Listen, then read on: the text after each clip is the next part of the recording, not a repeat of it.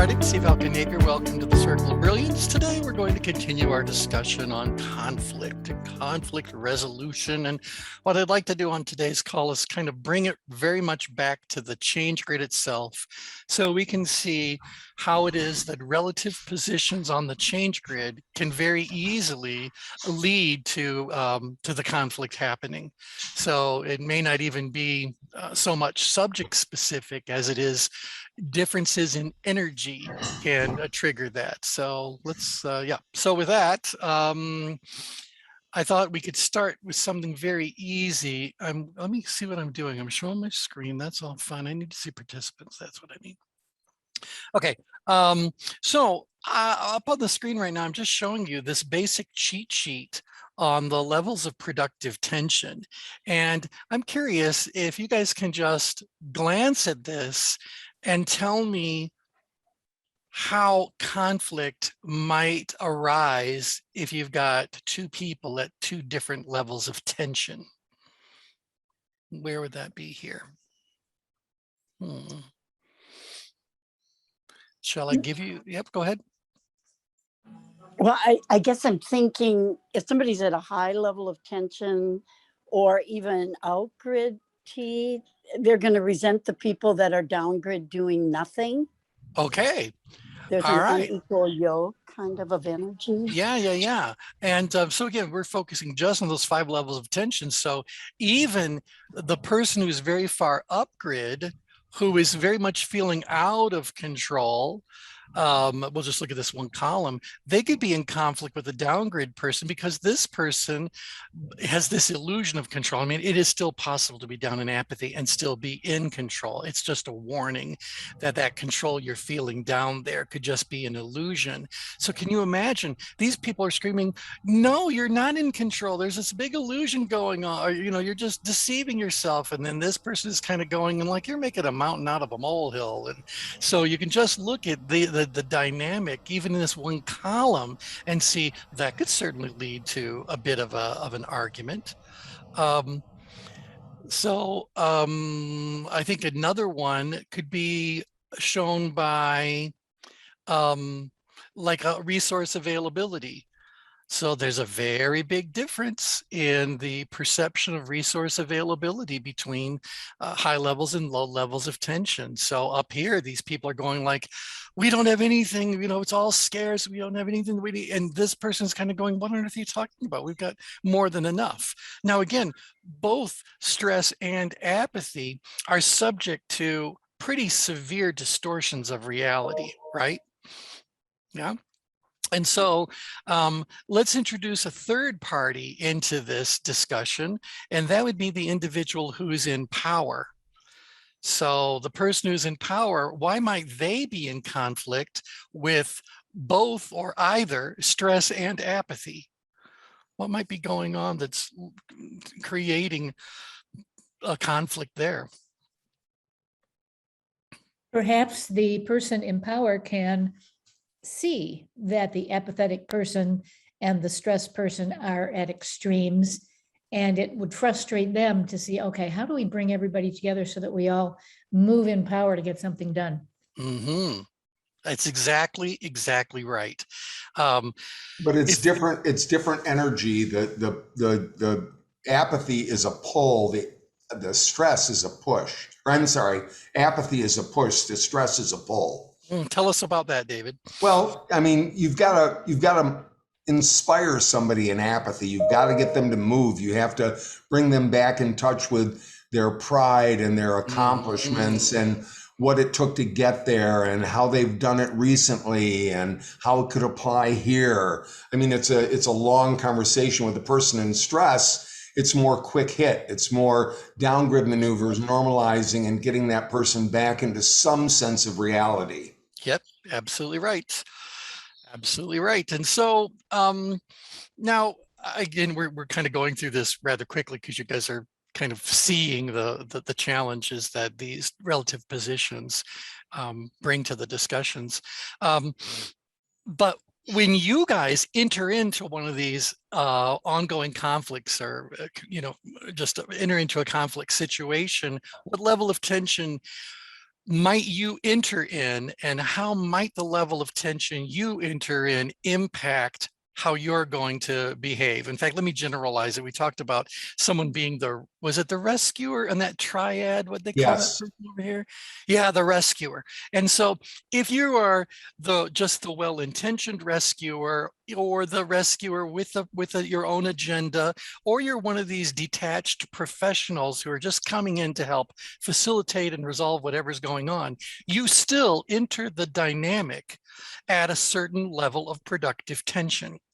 So I'd like to just chat for a moment about what happens if the rescuer is upgrid. What happens if the rescuer is downgrid, midgrid? What happens if we don't get our level of productive tension where it needs to be before we enter into one of these dynamics? Thoughts about that?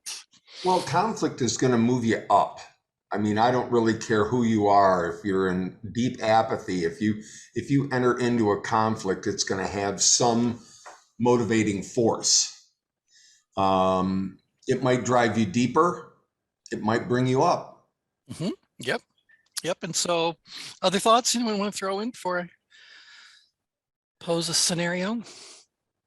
I think, T, this is Peter. I think that if, you said earlier, one of the calls many years ago, I think the price of mastery is boredom. And I think if somebody has been seeing this over and over again, they may be in apathy. But then how effective is that? And I Right. think if someone is maybe newer, doesn't know the players or understand really the culture, they may find themselves ineffective and be in stress. Mm-hmm. Yep. And so that's a great observation. I think Tim's driving. Tim, feel free to unmute if you want to throw anything in. I know you're driving, but we'll deal with some road noise if you got something you want to throw in. But I think that to Peter's point, to David's point, depending on what your experience has been dealing with conflicts, you're going to walk into a situation and join as a third party in the existing drama, as opposed to saying, no, I'm not up on stage. I'm not in the drama. I'm the director of this drama. And up until now, the drama has had no director, and that's why it's gotten out of control. So I'm going to come in as the director of this psychodrama, and I'm going to get things sorted out. That's kind of like your role if you're being brought in to be a mediator or whatever.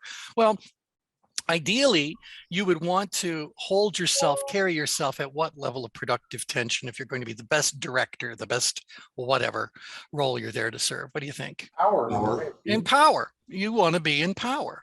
But we're all humans.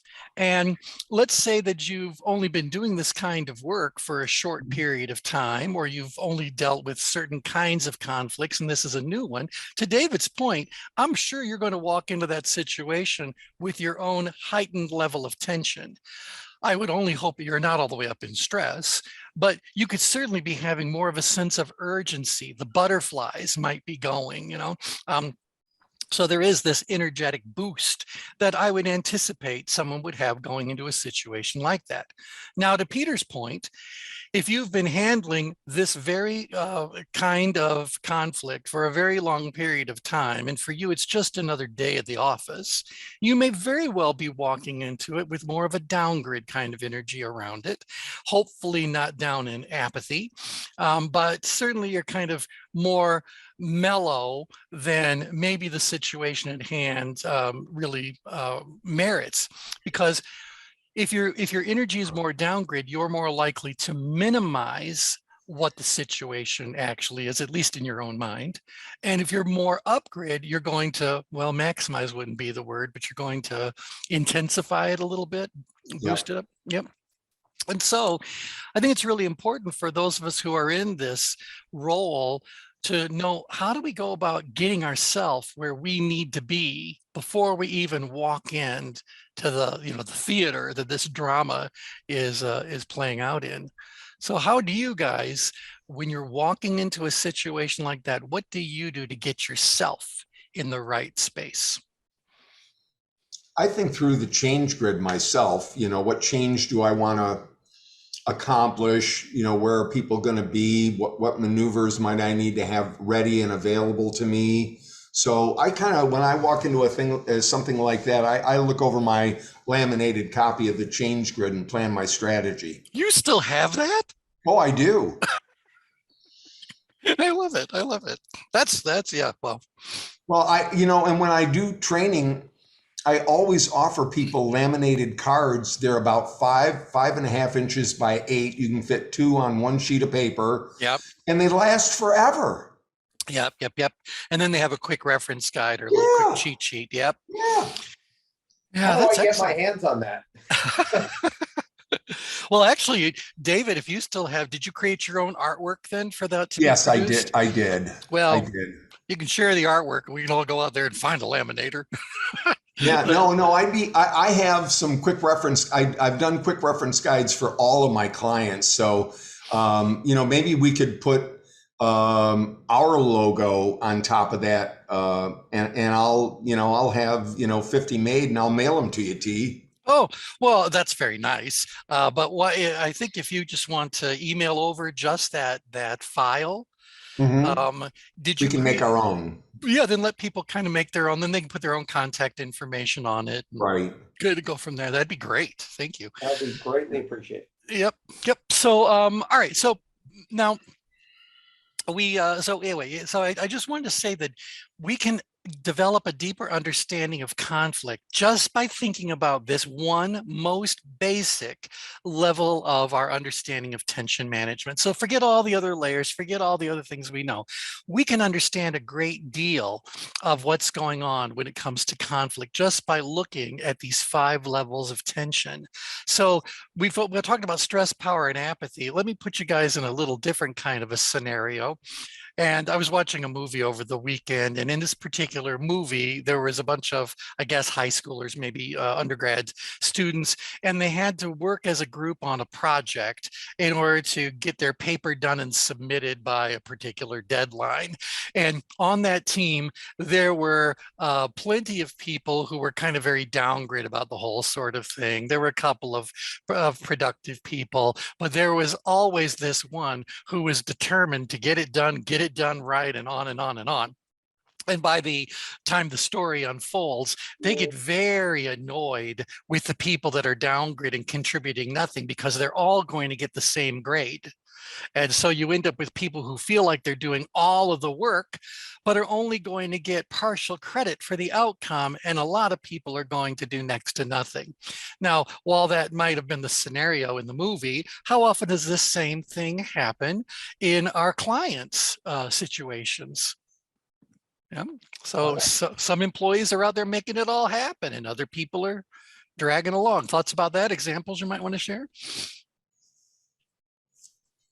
Yeah, this is Peter. I was just talking with one client yesterday, and somebody's taking credit for her work, and it's infuriating to her. Yep. Because think about that. She's probably for a long time been trying to get, or more than happy to let other people join in and help with whatever's going on. But if you're up there in power stress, and you can't find a compatriot who's also in power stress, then whose shoulders does the burden of the work fall to? Now it's on you. And meanwhile, you've got these other people who are just down in power apathy, down in apathy. And by the way, think about what power apathy sounds like. I know I need to do something. I just wish someone else would do it. So right there, do we have the basis for a conflict that can be explained and described just in terms of 5 levels of productive tension? Yeah. Hey T. Yes. T, this is Tim. Hey, Tim. I'll try and be quick because of background noise. But the scenario that you just painted is interesting, because what I've seen over the years with that is that the structural conflict, if I go back to the different types of conflict that we talked about a couple of weeks ago, that kind of scenario reflects itself in structural conflict, meaning that folks are asked to function together as a team.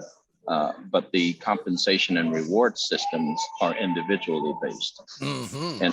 And so it creates some inherent conflict on the team when you begin to look at how the reward system is lined up with regard to the functioning of teams. So that's an interesting situation. And that's a great description for a structural foundation for a conflict to arise.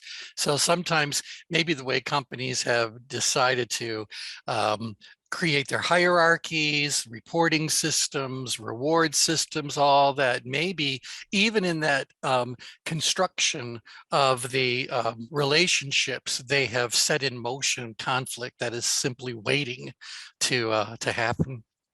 So, yep.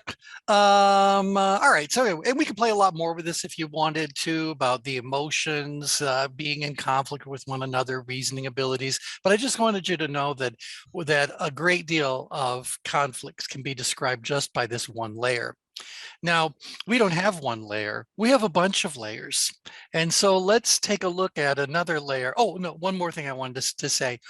What happens if you've got two people who are both in stress, or two people that are both in power stress, both in power?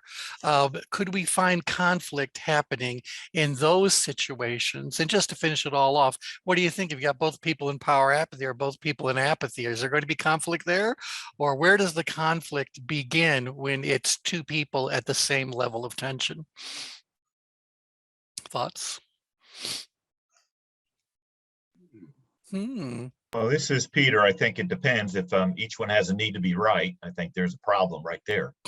Yeah. And we would likely encounter that in the more upgrade ones. Yeah. Yeah. Because what's happening with the downgrade people? If they're both in power apathy or both in apathy, are they going to be in conflict with one another? No, they're going to run away from each other. Right. Or they're just going to avoid, just Good like, to see you. See you later. Yeah, see ya, keep their distance, or not even care anymore. Just kind of like, yeah, whatever. Do you think, T, do you think there might be a pity party, that they find community in complaining about, That's a good idea.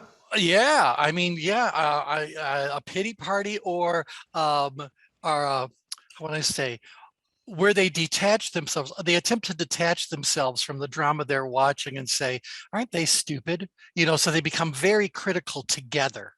So they, judge, and they, but they're all on the same wavelength. Everybody likes to have someone who shares their mindset, shares their frame around things. And so here they'll just kind of, passively annihilate anybody who's involved in the conflict or whatever. So the point is, they're not really in conflict with one another. And to David's point, if they are in conflict with one another, they just kind of keep their distance from one another because they don't have enough energy to really do anything, to participate actively in a conflict. So it just becomes passive sorts of stuff.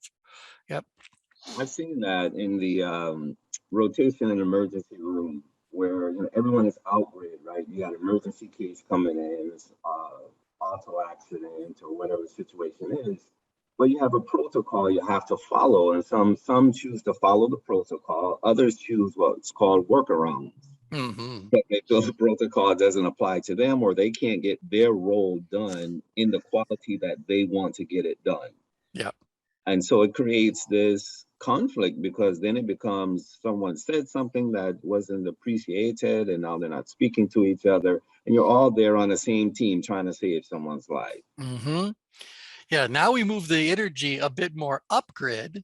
And I think you're in an emergency room situation, so that doesn't feel, although you should be in power when you're in that role, if you are on those rotations, then you're still kind of learning your way around. So that's probably more about power stress with that sense of urgency. Hopefully it's not up in stress, quite candidly. I really don't want to be a patient in an emergency room and be treated by physicians and medical team members who are also up in stress. So call me crazy, but I don't want that. But I can kind of hear in what Brian's just described, you've got two people that are both in power stress. So trying to seize control of what's going on, trying to get it all done. It's a struggle. Yeah, it's a struggle because they don't agree on how to proceed. Right. And then, but they both recognize something is happening that requires their immediate attention, and they know they got it. Whatever decision they make, it had better be the right one because of the consequences on many levels are going to be very high. And I'm not talking about the outcome for the patient. So T, yeah. would it be possible to put another block into your into this description on conflict? It would be very interesting. I mean, it might be squished on this diagram, but there's also a page 2 to this. So Yes, there is. we don't look at it all that often, but there's a lot of stuff happening Yeah. on D2, form D2. Yeah.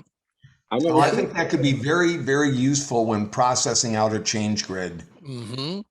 Yeah. Because people they understand that change is going to happen. They understand they're going to have to be involved, but I would think in a majority of the time, unless it's a really strong culture, they're resisting.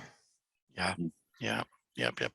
And I think, to the general point on all this is that before we get in there and try to do the actual work of conflict resolution centered on the content of the actual conflict, we need to know the relative positions of the players on the change grid.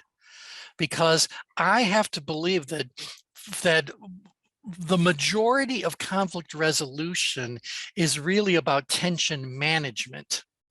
And while it seems like it shouldn't be true, the subject matter, the content, even the context of the conflict itself is really rather secondary.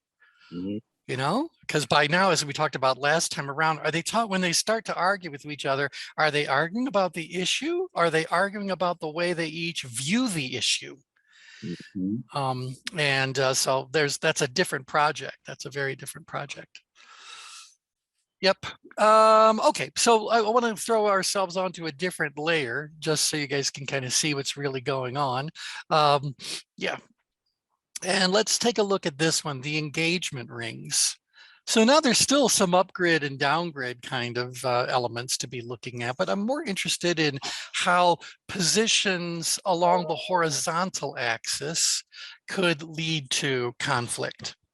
So what do you think happens if you've got one person, and by the way, just so we can do this, keep in mind that hyper-awareness and hypo-awareness are just variations on awareness. This band could be double wide and be just fine. So we just sliced it the way we did so that it would look pretty as far as the design goes, but we would have the opportunity to emphasize what extremely high levels of awareness and extremely low levels of awareness do. But this is all still awareness. And anything to the left of that is a certain level of cluelessness that's going on. They're oblivious to what's really going on. So they are pre-aware of what's happening. We might need to bring it to their attention. So nevertheless, what do you think happens if you've got one person who is very much engaged in what's going on and another person is pre-aware? Could that be the basis for a conflict to occur? Sure. Yeah, because what are we really saying? Well, what's the engaged person doing as far as the issue is concerned? Probably trying to point out to the pre-aware person where they're going wrong. Right. And again, remember, they're pre-aware. So even before I can tell them that they're wrong, I can say, you do know that X is happening and what you're doing is wrong. So it's almost like that, where if they're up to awareness, now we got a different dynamic. So going back to David's scenario, let's say now you're actively engaged and you've got this other person who is fully aware of the exact same situation and still aren't really doing much of anything around it. So that's a little bit different than going to try to get the oblivious person to be aware of something and then get them involved. Yep. Would you want to move them up or out? Well, if they're pre-aware, I think the moment awareness happens, what do you think happens to someone's level of tension, everyone, when you've got? It goes up. Probably goes up. Hopefully not up to hyper awareness, but definitely I would like to imagine that the level of tension is going to go up a little bit. So they're up here a little bit. And then do that. The person who is in hypo awareness is almost unaware, but that's not, there are distinctions to be made here. They obviously have to go upgrade. They can't get any further downgrade. So this whole idea about moving awareness, people into awareness, is I think, a critical element of conflict resolution. And so let me throw this into the scenario. So Linda was in Washington. One of the things that I think that comes out of any sort of a rally, and by the way, her event ended up on television. So nothing happened of any real, what to say, anything that was truly profoundly newsworthy. Linda can share with you what they were thinking was going to happen. It was just the issue that was so important. So it was on several stations on television that I've gotten emails from people that said they saw it. So it was the issue that was important, not really actually what we did. Yeah. Well, and so I think that was it, but it created a certain, or it had the opportunity to create a certain level of awareness, and perhaps a segment of the population who was unaware of what was really going on, or were too far down grid about what was going on. So I thought that was a really interesting kind of a way to kind of illustrate this. Now, what's the problem though between when you've got a bunch of people on your team who are aware that X is going on, and you are out here fully engaged and executing on plans? Why do you have a conflict with them, and why do they have a conflict with you? Anyone want to throw out what's this drama? It's always two-sided. Well, they're aware, but they may be not doing anything about that awareness, or certainly not leveraging it to, get something done. Right. And that would really upset the people that are relatively out grid, as Edie was pointing out a bit earlier. And so that would very much upset them. But why are the people who are more in grid upset with the people that are more out grid? I think we encounter this a lot in the work we're doing with customers, with our clients. So think about that. Why are the people who are a little bit more in grid so upset about the people that are further out grid? All right. So remember that do they feel that they have to live up to something? And maybe they're upset that they can't or don't want to do that, maybe resentful, I don't know. Yeah, well, that's it. I mean, the whole point of the question was to stimulate thoughts around it. So everyone just kind of share your thoughts. Remember that the further out grid we go, as we travel along this horizontal vector, what's happening is that people's risk-taking, not ability, but inclinations gets stronger and stronger and stronger. People that are very far out grid are far more risk tolerant than people who are relatively in grid. The people who are further out grid, what do you think happens to momentum as we move from in grid to out grid? Is there a speed difference between in grid and out grid?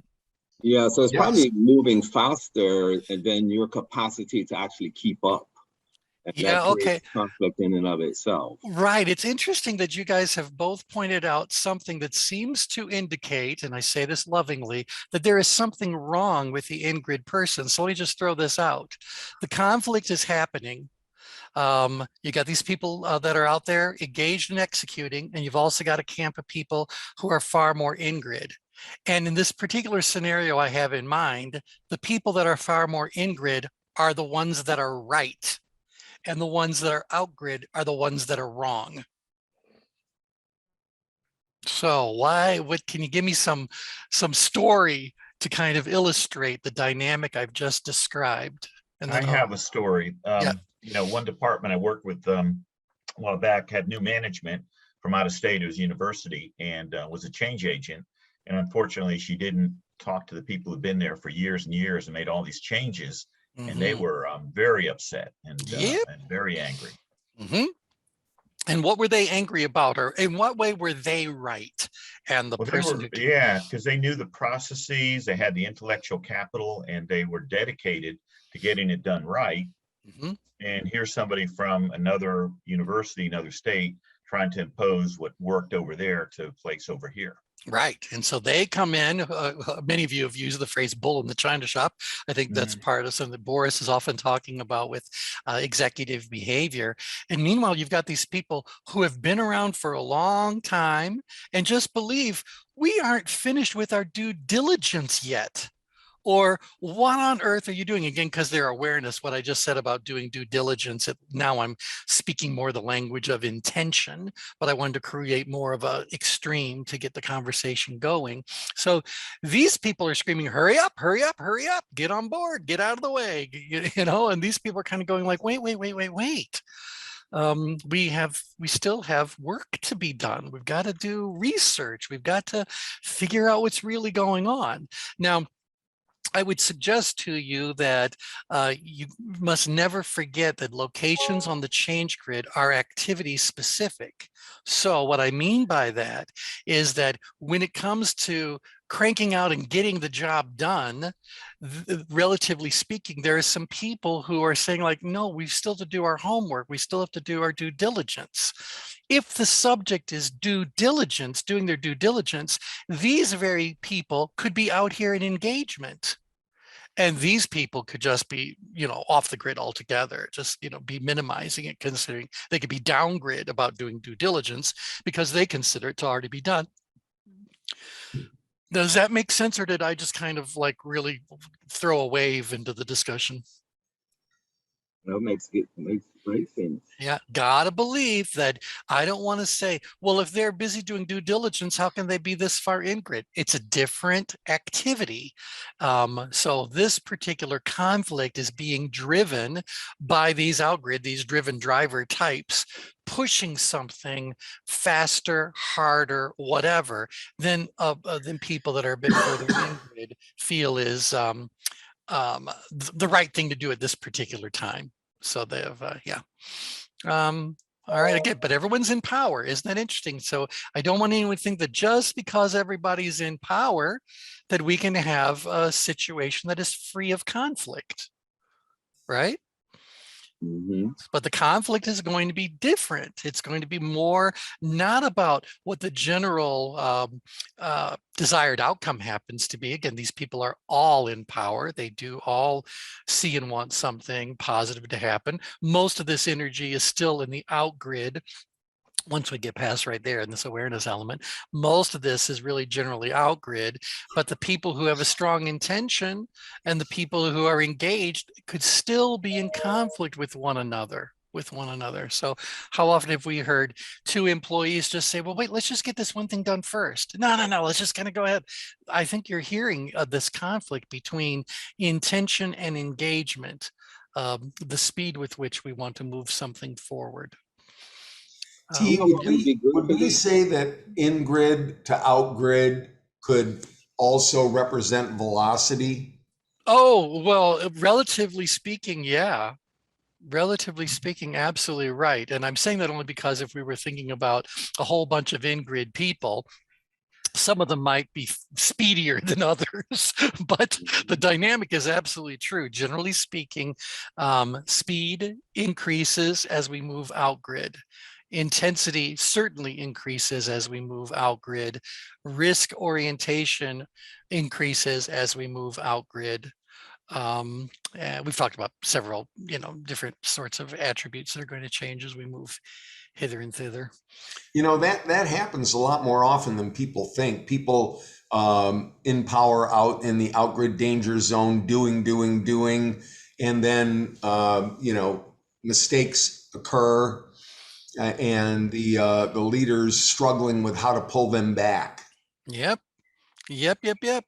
Because it's sooner or later what's going to be put into a situation of compromise here is what's happening to the relationships that are involved and what's happening to the resources that are involved. So these people who are in a big hurry to execute could be killing an opportunity if they're not careful. They could be killing relationships if they're not careful. I'll give you an example of this. This real situation.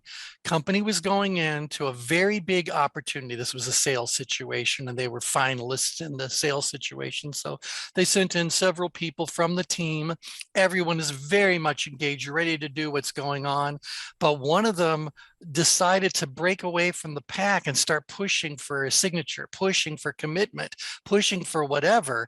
And as a result, the client or the potential client felt as though that was just too aggressive for them and they lost the full opportunity to continue on that. They didn't use the master stream Yeah. protocols. Yeah, that's so true. Yeah, they didn't. They didn't. But there you go. You can have a dynamic, even among people that are fully engaged. You let one person step out and take on more of that execution, take the bigger chance, if you will. And they're putting everything at risk. Everything at risk. Yep. Okay. All right. Is this interesting? Yes. Yes. Yep. Okay. So I think I have one more. Oh, I didn't move it down here. Let me just roll back a little bit. I want to talk about the different energies and how conflict might arise for the different energies. Don't watch me. You're going to get seasick. Energies. Da, da, da. There we go. All right. So even let's say that we're going to say, let's take a look at the C-suite. And inside of the C-suite, we only have these 4 energies present. Wow. Expressive, driven, analytical. Is there any potential conflict that might arise among these 4 energies? Sure. Okay, give me some examples. Who might be who and what's their conflict all about? Well, between the amiable and the driven, you've got someone who's concerned for the impact on the people, and you've got another one who just wants to push forward and get it done. Regard people be damned. Yeah. Yep. We did an exercise. Yes, go right ahead, Peter. And I was also, in addition to that, the expressive and the analytical, the big picture versus, gosh, this is, the details. So somebody says it's got to be this way. And then the expressive saying, can't you see the big picture? What's wrong with you? That's right. And because all 4 of these energies are this far out grid, would you be surprised to find out that this conflict can become very aggressive, very explosive, very energized very quickly? Yeah. So you got to pull them back in. Right. What happens if the C-suite is not in harmony with one another? No. I mean, on the one hand, you want to have a little bit, who pointed out several times in our early discussions that conflict is a good thing. Conflict is what leads to change. So conflict is okay. It's really how we're handling the conflict, how we're managing the conflict. Right. So, what happens in a C-suite if these people start to really be at odds with one another?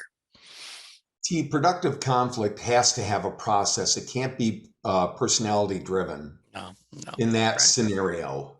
Yeah, I agree completely. And that's where we're going to talk a little bit about rank. So you guys do remember early on when we were talking about these different energies, I said, so I want you to tell me what the 4 main roles are in the C-suite. And back in those days, it was pretty simple. You had a chairman, you had a CEO, a COO, and a CFO.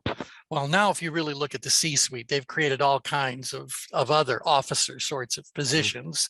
But those are the 4 main ones I think it's interesting to take a look at. So of these 4 types, so again, you got chairman, CEO, CFO, and COO. Which one would be which of these 4 different energies? The analytical driver is the CFO. That's right. The analytical driver is most definitely the CFO. The keeper of the corporate CEO is at. Well, the CEO, tell me some of the characteristics of a really good CEO and how would that role be different than a chairman? Because often they lump those 2 roles together, but they really are 2 very different things. The CEO really has to be mission driven and they have to keep looking at their C-suite team to accomplish the mission, the objectives. So I can't see the CEO being a driven driver. No, right.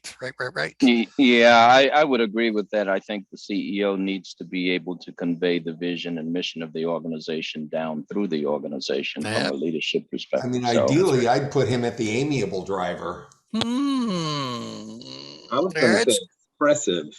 Oh, good. Let the I think debate the begin.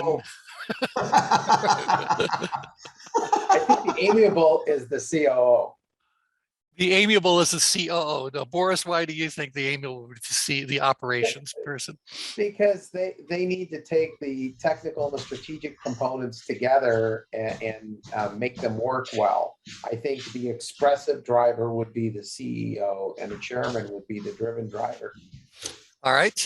And lo and behold, that's how ultimately when we do that exercise, it ends up mapping out. The COO is all about people and resource management and, you know, how everything's happening on a day-to-day kind of a basis. So we consider that role to be very transactional as opposed to transformational. The COO is constantly trying to get their hands wrapped around the realities of doing what needs to be done today so they're better positioned to take care of what's happening tomorrow, et cetera. So that's what we're saying. They have to have an amiable element or they're not going to know who needs to be put. What was that whole thing about the bus? Got to have the right people in the On the right bus. seat on the right In bus the going right the right seat. direction, you know, all that kind of stuff. That's operations. That's all about operations. As David already pointed out, the analytical driver is the keeper of the corporate truth.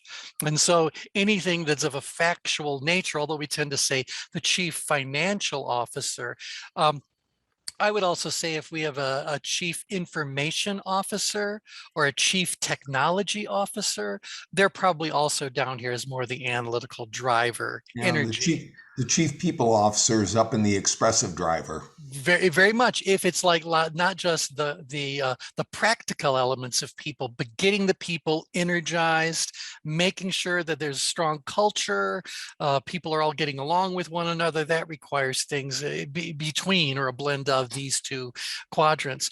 The reason why the expressive driver is the CEO is because the CEO is supposed to be the face of the company.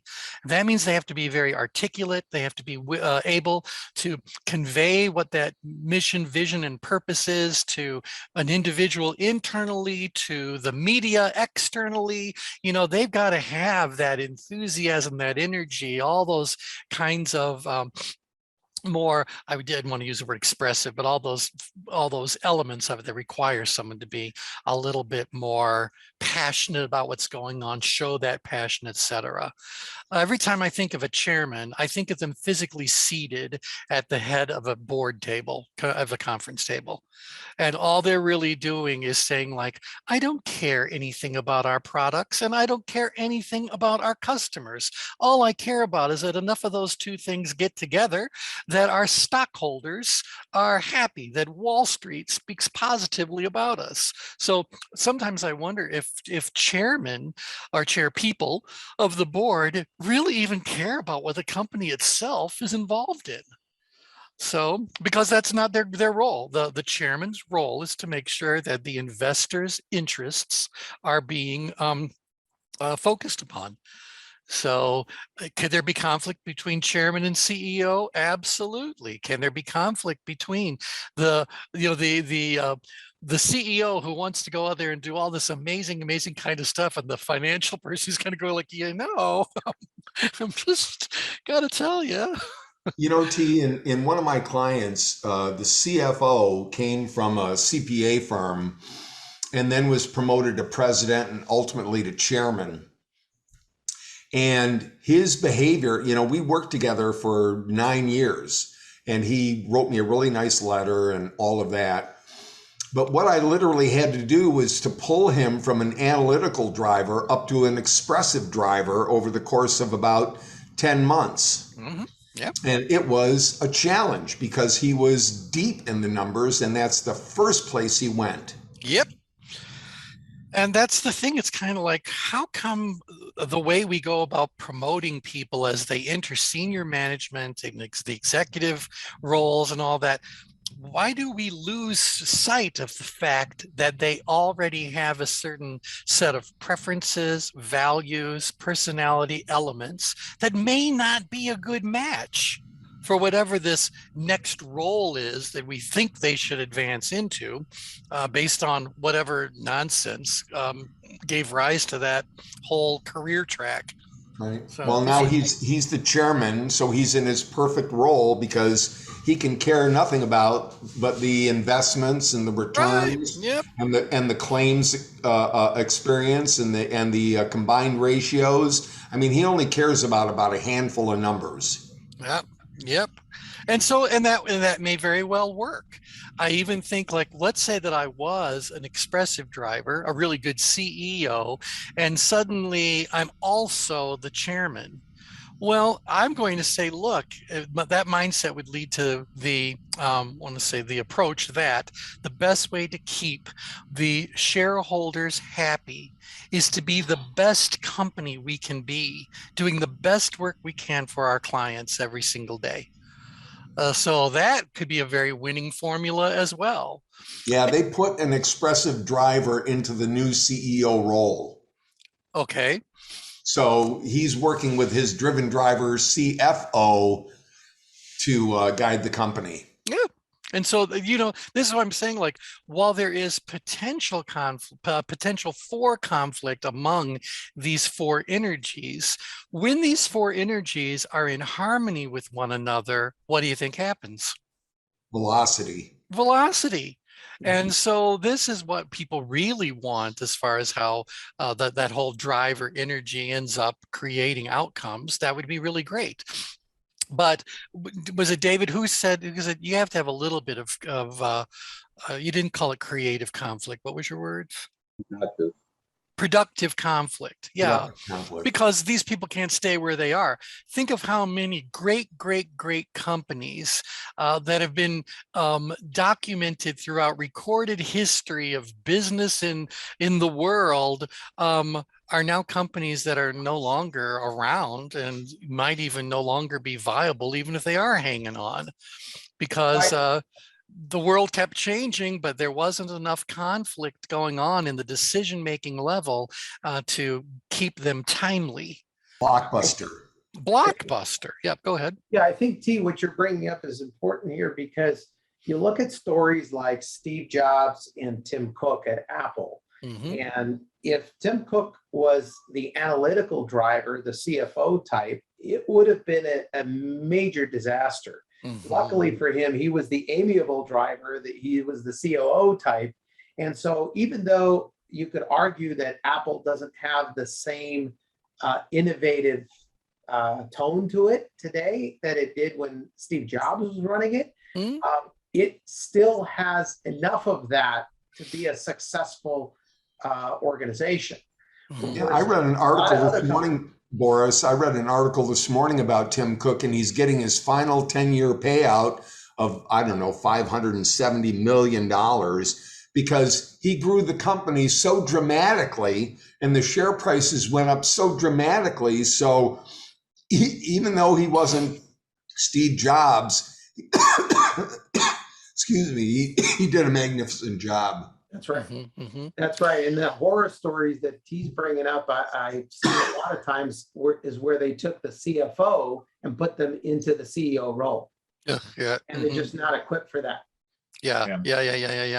One thing go ahead, I'll Peter. add too, very quickly. I think that if the expressive drivers are driven out, I think sometimes when the analytical drivers take over, they're threatened by the change agents, the big picture. And if they drive them out of the company, that could be the death, the beginning to the end.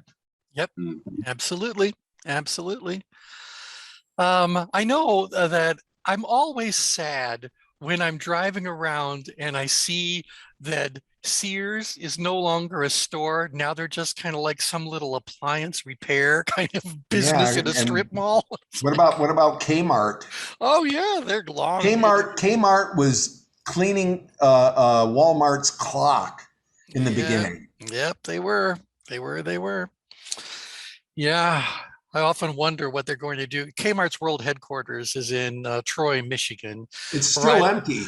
Is it still empty? It's this architecturally very interesting. At a certain point in time, it would have been considered beautiful, but it's rather cubic. I don't know how to describe it really accurately, but anyway, it was a really like an award-winning architectural design, and on and on and on. And it's kind of like, well, now where are they? Where they have no real presence, no nothing. So anyway, so the point is that excellence isn't a guarantee of future excellence. You have to continue to do something, and that means there has to be enough productive conflict going on to keep things lively. Now, just so that we can kind of see how this is going to play out in at other levels, rather than looking at the C-suite, let's just look at a particular department and see where conflict might arise. So the department I want you to think about is we'll call it IT, the IT department. And so we would say that by general definitions, IT would tend to be an analytical behavior.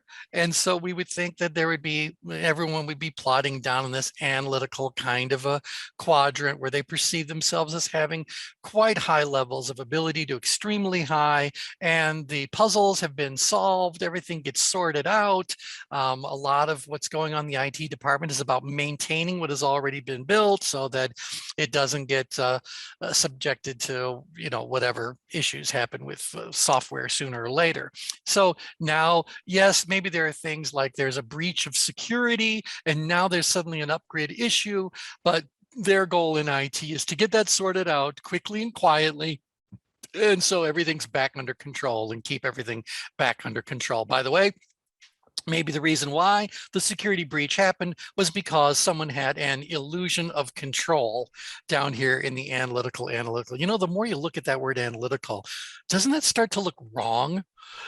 Have you ever done that, looking at words the way they're spelling, like, could that possibly be right?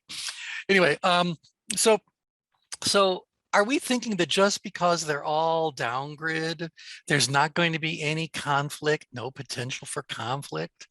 Sabotage. Yeah, so that's where sabotage happens. There's all kinds of stuff that could be happening, vulnerable kinds of things. The disgruntled employee can embed just a few lines of code into the operating systems governing all the company's operations and leave. There's all kinds of corporate espionage possibilities and all kinds of embezzlement of intellectual property as opposed to money, all this kind of stuff. So there is a potential for conflict if you look at the secondary energies. So a driven analytical versus an amiable analytical, or an expressive analytical versus a truly analytical. Can you imagine put these four people at their little conference room table or lunchroom table and tell me, do you think you might encounter some conflicts? But how is their way of handling conflict different than the way the C-suite handled its conflicts? They talk to the people not involved in the conflict and complain, and don't directly address anybody involved in the conflict. That's right. So rather than speaking, these people up here in the C-suite have got very little hesitation behind closed doors, at least, and probably most appropriately behind closed doors. They don't mind giving each other the what for. Because they all know that if they get fed up, they can probably find another executive position within a very short period of time, if not a promotion in the process of doing all that. So they don't mind. They'll go toe to toe with one another. Yep. I'm sorry, I apologize. I have to leave for another call, but I just wanted to let you know I emailed you that card. Oh, great. Thank you so much. I'll share it with everybody on our next call. All right. Thanks, David. Yep. Okay, so there is this potential for this, but again, rather than being very open and outwardly expressed, these individuals are going to be far more passive, grumbling about what's going on, maybe having what they like to refer to or think of as being more of an intellectual sort of an argument about what's going on. Because look, they're all grounded in this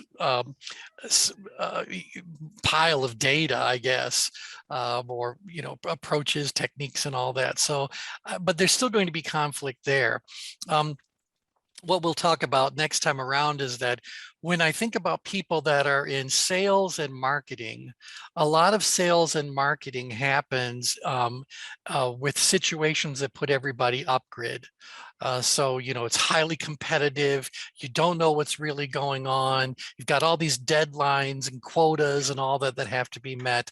And sometimes you end up, maybe not all the way up here, but maybe it's going to be the difference between the driven expressive, the expressive driver, the amiable driver, the analytical expressive.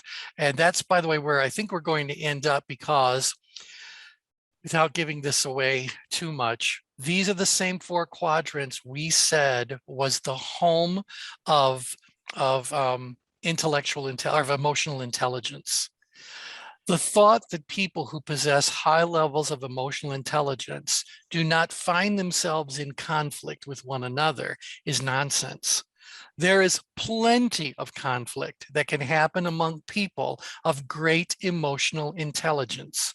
But the way they handle that conflict is going to be very different than the way the people that are only in the driver quadrant or only in the analytical quadrant, and certainly even in the amiable quadrant. These are just fun to look at because things start getting very petty. And this is another, we don't encounter this so much in business settings, but if you guys were clinical therapists or whatever, you might encounter a lot of this.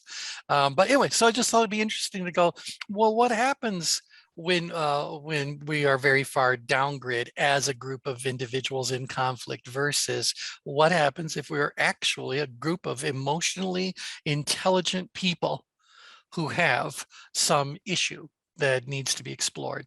Interesting stuff. Yep. So, all right. So with that, I'll thank you all for joining, and we'll pick up where we left off on Tuesday. I do want to let you know that if we can finish this on Tuesday, I do have another topic that I want to bring up into place. Someone has brought to our attention that there is a I don't think they call it a personality test, but it basically divides people into concrete, sequential, concrete, random, and I forget what's the opposite of concrete. But there's yes. Is it abstract? Abstract. Thank you. Abstract, sequential, and abstract random. So they asked to see if that would overlay on the change grid. But the big question is, to what degree of stretch in the 4 directions would that model overlay? So we already have something that we could kind of jump onto after our whole idea about conflict is taken care of. You know what, T? I'm just going to tell you, because I know him. It's Gregoric. Gregoric, right. Yep. Yeah, he's at Yale, and I'm certified in it. It's good stuff. Yep. Yeah, wonderful. Then hopefully you can give us some real insights on how this might overlay. Okay, so thanks everybody. Have a wonderful weekend. We'll talk again soon. Bye for now. Thanks, T. Bye all. Bye. Bye.